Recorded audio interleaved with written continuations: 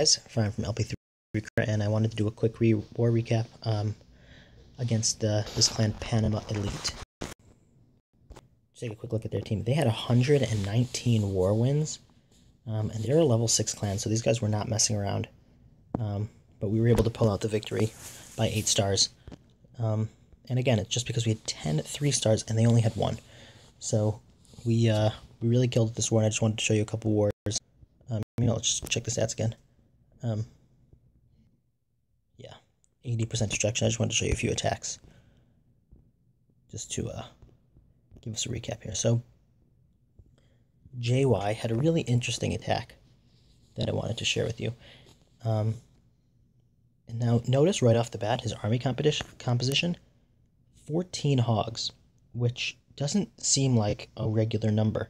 When you're doing a hog attack, either it will be a lot of hogs and be like 24, or if you're using hogs as like back end cleanup, it would be something like 8 to 12. 14 is like a weird in-between type of number. And you'll see that he offsets it with 3 golems. And what he does here is a really good hybrid go wee wee hog attack with a few Valkyries sprinkled in for fun.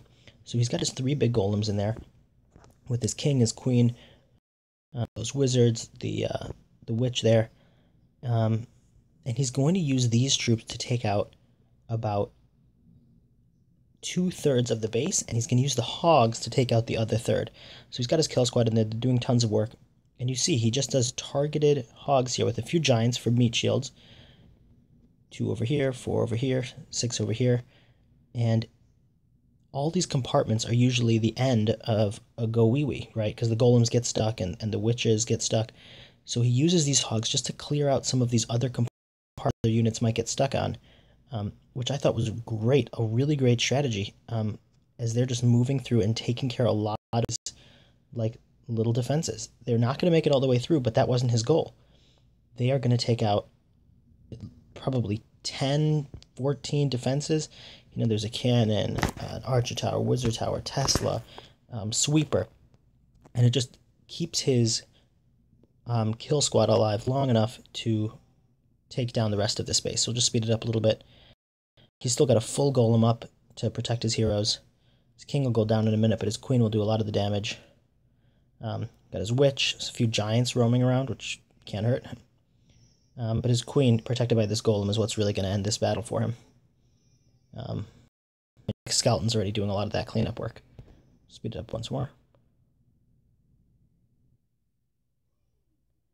And done.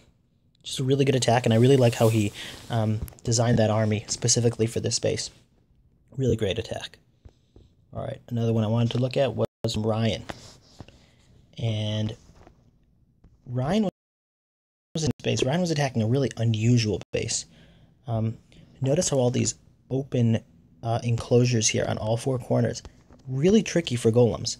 Because you'll see in a minute here, when this golem finishes taking out that Tesla, or if the wizard takes it out, he's going to go in towards the wizard tower.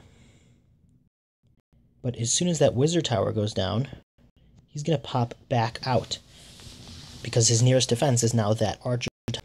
And the way this base is designed is it's meant to make you walk around and to make your golems stay away from the middle. As you see, they'll ring around this entire base. So all Ryan really wanted was just to take out the air defense. He didn't really care about getting his golem into the middle of the base. And once he's got this clan castle lured, he'll have done his job. So he takes out the air defense, perfect. He is going to let his clan castle's troops bunch up, zap them with a lightning, let his queen take out the remaining ones, and now proceed with the rest of his attack. And this base, of course, the walls don't make any difference if you're using an air attack, but he executes it perfectly. A couple of balloons per defense. The Tesla popped, so he dropped an extra one. Dropped his clan castle hound there, and he brought 4 hounds for 3 air defenses, which is perfect. You always want to bring 1 more than the air defenses remaining. Very conservative on his rage spells. I think he could have even used them a little bit earlier, but it didn't end up mattering, just to speed things up, just because his balloons, there's a lot of ground for them to cover. But I really like the placement here, especially on the inside. Over that air defense, over the queen, which is really important to let the pups take the queen out. because he didn't get her with the original kill squad. And then the balloons, with plenty of time to just take out the rest of the space, and the pups doing most of the cleanup. So we'll just speed through this and watch the balloons take out the rest of the base. And that's that. A really good attack from Ryan. Taking care of that king, and then they'll take care of that cold storage.